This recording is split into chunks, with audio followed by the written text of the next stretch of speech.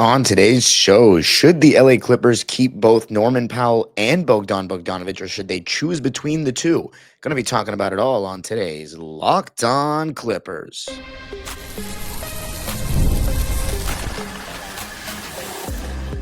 You are Locked On Clippers, your daily Los Angeles Clippers podcast, part of the Locked On Podcast Network, your team every day. Yes, sir. You were locking in with the Clips. Thank you for making Locked On Clippers the first listen of your day, your team, every day. I'm your host, Darian Vaziri, born and raised in LA, and just finished my 20th season as a Clipper fan. You can also follow me on Twitter and Instagram at Dime Dropper Pod and subscribe to my own YouTube channel, Dime Dropper, for even more NBA and LA sports content. And Locked On Clippers is free and available wherever you get your podcasts, including YouTube. Make sure you subscribe and hit the notification bell so you can get us up to 8,000 subscribers. And you can, of course, listen wherever you get your podcasts. This episode is brought to you by absolutely nothing. So let's get into it. We're talking about, should the Clippers keep both Bogi and Norm this upcoming season, or should we decide between the two of them? Now, I'm going to talk about my opinion, and then we're going to talk about the case for both. In my opinion, my answer is no. I don't think we need to keep both, and here's why.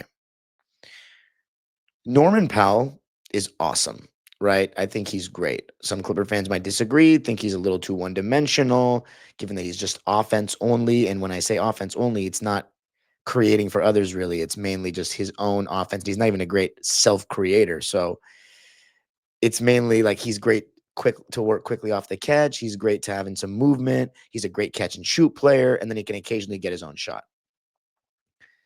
But if you look at it, Norman Powell this season, he was playing at an all-star caliber level.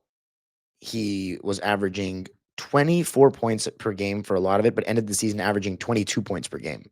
22 points per game on 48, 42, 80 splits. Now, that was on a team that was, I want to say, it's hard to estimate because he missed 22 games, and in those games, we kind of were getting Kawhi back up to speed, so we were playing some pretty good ball.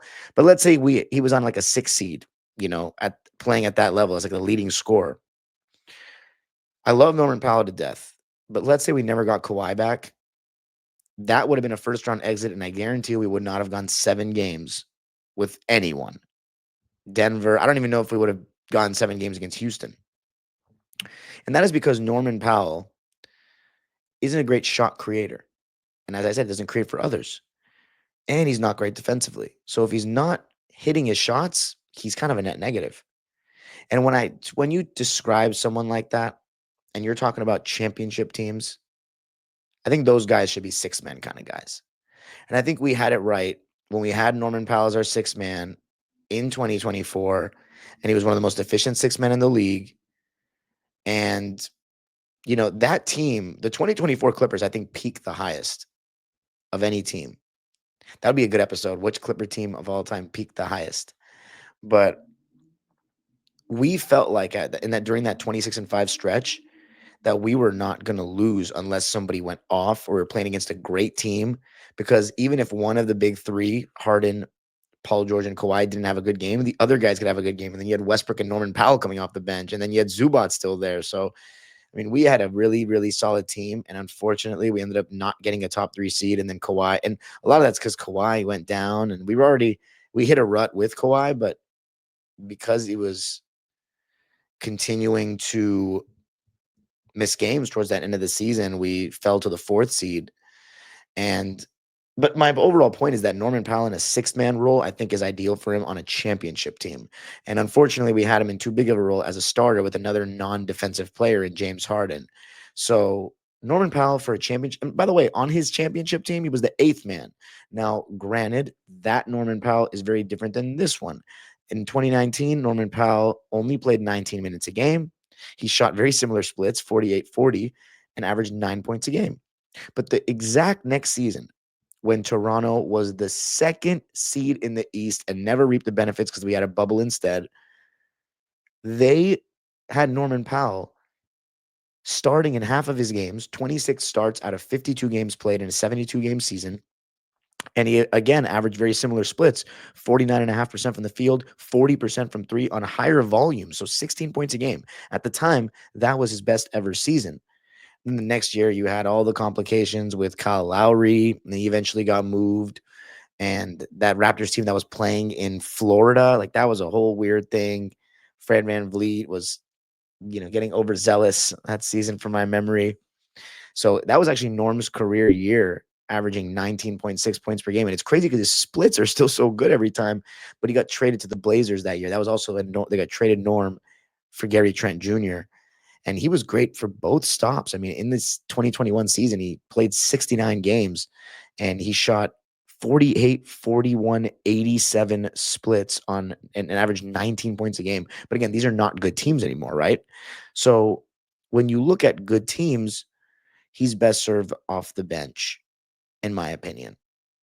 In 2023 with us, his first full year with us, he came off the bench and averaged 17 points a game. And here's the thing, depending on the game, Norman Powell is good for closing the game when he's got it going on, for sure. But that's my point, is that Norman Powell is like a sixth man kind of guy. And here's my thing about Bogdan Bogdanovich, which answers the question. Bogi is also a very good sixth man, in my opinion. In 2021 with the Atlanta Hawks, he started 20, and that was his first like good team he'd been on. He started 27 games out of 44. So he actually started the majority of games. Oh, wow. He started all 18 games. I forgot about that. Trae Young, Bogi, DeAndre Hunter, Clint Capella, and Kevin Huerter. That was their starting lineup. Wow. So I could be wrong. So that kind of reevaluates. But here's my thing. Bogi's not a very good defender either. So if you start him with James Harden, like that Hawks team, let's be honest about it. Trae Young and Bogi in the backcourt. I know Trae had a little injury in the conference finals, but that was a very weak year of the NBA in terms of like the top teams. It really was. And there was no way. I don't think the Hawks would have beaten the Bucks. Like Giannis missed games in that series too. Like the Hawks fans will say Trae Young got injured, but Giannis literally missed 2 games of the series, and so did Trae Young. But I don't know. I'm sorry, Hawks fans, but I wouldn't have taken the Bucks. I'm sorry, I wouldn't have taken the Hawks. But like in the first round series against the Knicks, the starting lineup was John Collins. I forgot about John Collins. So Kevin Huerter came off the bench. Okay, so that was my mistake. So Bogi started that year, but again, this team is not a championship team. So for me, Bogi's best role in the following year, he played in 63 games for the Hawks and was 6th in Sixth Man of the Year voting. So he started 27. And then in the 2024 season, last year, he was 5th in Sixth Man of the Year voting, averaging 17 points a game, 3 rebounds, and 3 assists.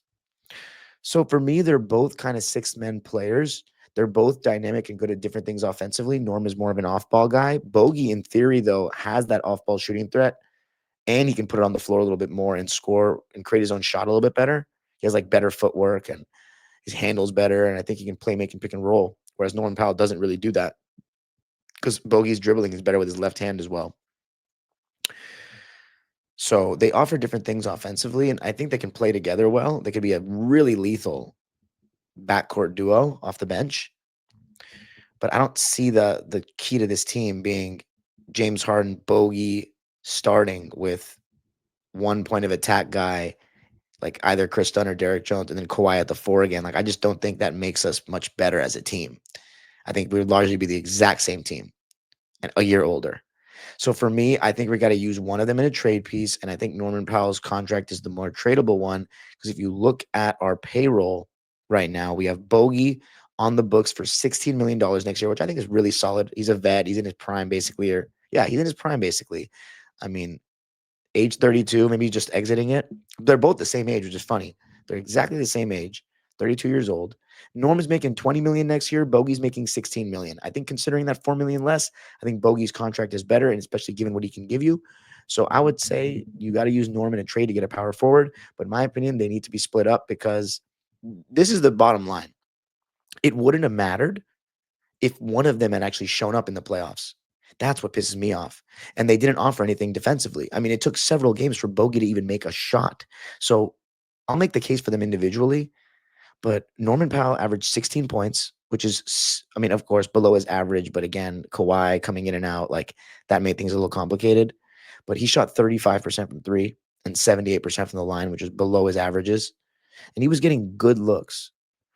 And then Bogi averaged 6 points. 6 points. And in the regular season for us, he averaged 11. I mean, and in the playoffs, let's see what he shot from the field.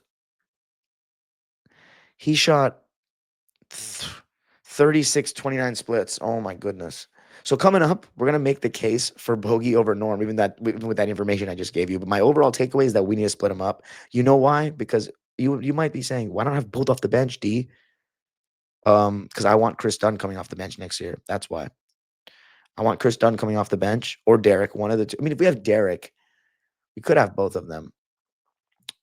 But I don't want Chris Dunn to be a starter. I just love Chris Dunn, but I don't think he's good enough to be a starter on a team that has, like, are we? Because if we're keeping this team together with Kawhi and Harden, are we trying to get better and build, to go further next year? Because if we are, I think Chris Dunn needs to be put on the bench and be a very valuable reserve. But coming up, let's make the case for Bogdan Bogdanovich over Norman Powell. I got to tell you a little something about CarGurus. Shopping for a car should be exciting, not exhausting. But between the confusing prices and hidden fees, it can feel overwhelming. That's why I love using CarGurus. They help you cut through the noise and show you the best deals with full confidence. With over 4 million listings, CarGurus has more new and used cars than any other major online marketplace in the US.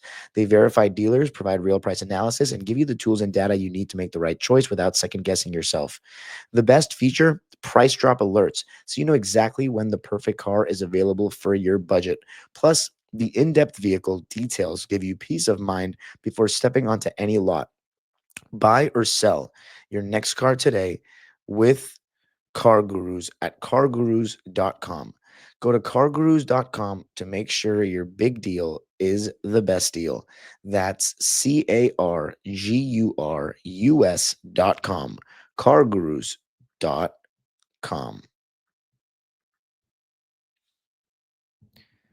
All right. So before I get into the bogey over norm discussion, let's revisit what I just said. Can we have them coexist? Now, if we start one of them next year, it's the exact same starting lineup. If we get a power forward via trade, I mean, I think you're likely going to have to say goodbye to one of them because they're very movable contracts and they can have definitely impact teams. Now, when it comes to our team, I did an episode on Ben Simmons yesterday. You guys can go check that out. If you want Ben Simmons back, let's say my starting lineup next year is this. Let's say we go with James Harden, Kawhi Leonard, Derrick Jones Jr., Zoo, and Kawhi. That means Kawhi is still at the 4. The only real improvement I think we can make is getting a backup big there, and that team is not doing anything. It's like a first-round team. At most second round, given the right first-round matchup, and we can stay healthy. We don't want to have the same kind of starting lineup, in my opinion.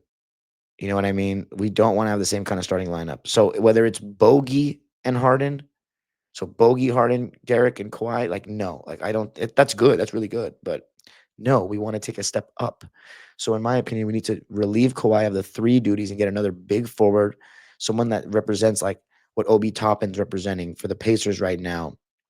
The Thunder really don't have it. They just have 2 bigs, or like what, obviously what Aaron Gordon represents for his team, or someone like an OG Anunoby. Those guys don't grow on trees though, which is, you know, tough, tough indeed. But let me just say this. When it comes to the bench, because that would be the argument to starting Chris Dunn is you don't have too many guards on the bench, because that would be Chris, depending on what you do with Ben Simmons. Let's say Ben Simmons is in. You want Chris and Ben Simmons playing together a lot with Bogi and Norm? That's like 4 guards. So take Ben Simmons out of the equation. Let's say it's Chris Dunn, Norm, and Bogi. And then you have Nico and a backup big. That's not bad. We could keep them both, but it's like, how are we getting that power forward? Because when we're looking at free agents, when I'm looking at free agents, I mean, Precious Achua, he could be used. We could go out and get him, and then we could keep both Bogi and Norm. That wouldn't be bad. But we want someone like a little better than that. You know what I'm saying? We want someone a little better than that. Let me look at the forwards. Taking a look at them that are unrestricted free agents. But I've already mentioned Bobby Portis. And that would be great if we could sign Bobby Portis. Chris Boucher, I mean, he wouldn't be bad either, but I'm talking, could he start on a really good team next year? I don't think so. There's just not that many great options. We're gonna have to probably try to trade for one, which would be ideal. Gershon Yabusele would be nice. He had a really solid season with the Sixers. But the point is, here's the case with Norm. Here's the case with Bogi over Norm. If you have to pick one, because I just think that's the route to go. Bogi is just more dynamic. I know he sucked in the playoffs, but I think he'll be empowered to be that sixth man for us all season long. He can run that second unit and run pick and rolls, and he can play next to Harden really well. He's got a quick release on his three. He's not as, he doesn't move as much without the ball as Norman Powell. He doesn't attack the rim as well. That's one thing that Norm does have, is that he gets to the basket like that. But I think Bogey's general IQ is better. His ability to create plays and pick and roll is more valuable in today's NBA, in my opinion. And he's making $4 million less. I think that's his case, is that he can put it on the floor and be better, and he can handle the ball and pick and rolls. That would be my case for Bogi. And in the regular season, I mean, when he got it going, he shot super well. It was 11 points a game on 47, 43, 87 and a half splits. So he was making a big impact in some games. But the postseason is a blunder. There's no doubt about it. I mean, 6 points and shooting that poorly. So I don't blame any Clipper fans for wanting to go with Norman Powell based on the way Bogi played. But the case for Bogi is that I can handle the ball. I can play, make, and pick and roll better than Norm. And he just got here. So Norm, maybe it's time to move on. But coming up, going to be giving the case for Norman Powell. Why is Norman Powell a better option to keep than Bogdanovich? I got to tell you a little something about Wayfair. There's nothing like stepping into your own outdoor space and feeling like you've escaped to a personal oasis. And I'll tell you what, with Wayfair recently, we just got a new chair for our new patio that I moved into, our balcony, I should say, and some the thing that we put underneath our TV. So we've been going to Wayfair very much lately. And Wayfair has everything you need to level up your outdoor space, even your indoor space. Conversation sets, outdoor bars, fire pits, hot tubs, chairs, even the perfect string lights to set the vibe. It's like giving your backyard that resort feel without the resort price tag. What's your style? Now, whether I'm hosting friends or just unwinding with a book or on my phone, it genuinely feels like my own private retreat. Don't wait. Make your outdoor space your dream oasis today with Wayfair and enjoy it all summer long. Head to wayfair.com right now to shop a huge outdoor selection. That's WAYFAIR.com.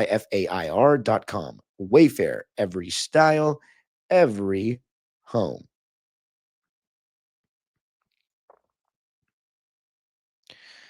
All right.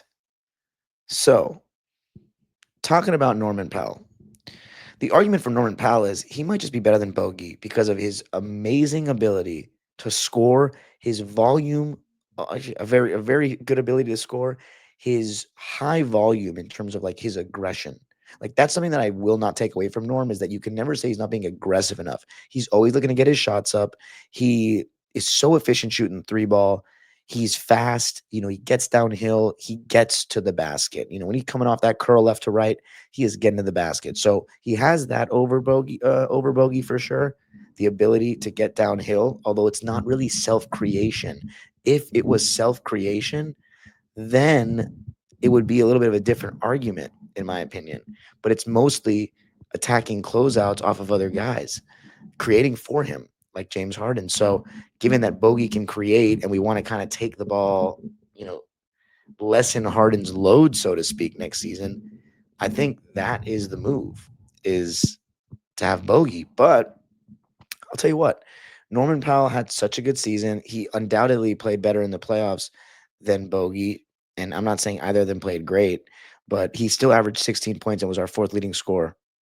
You know what I mean? He still did. He did shoot more shots than Ivica Zubac, and only or less than two shots less than Harden. So he got him up there. But the 35% from three was kind of a killer, just considering how efficient he was in the regular season and what we're used to seeing him shoot. But that's the unfortunate part. You know what I'm saying? So I don't know. I love Norman Powell. I mean, I think he's a great dude. UCLA, he was awesome there.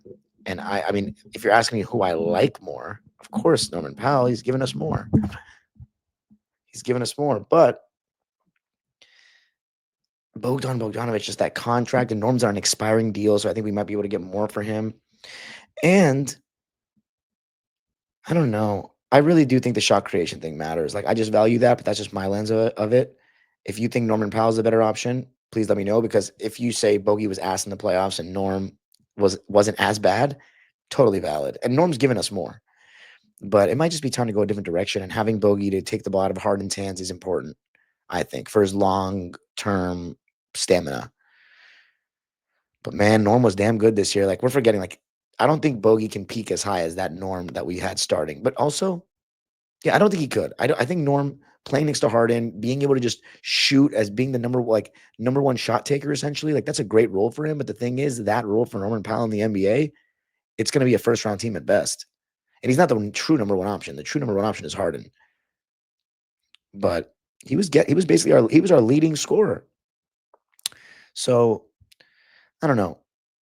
I love Norm. I think it really is the move for us to get rid of one of them and use him in a trade piece for a power forward. I mean, if let's say we do this Kevin Durant thing, because they're talking about, well, the Clippers are really inquiring, but they're really hell bent on not giving up Zubats.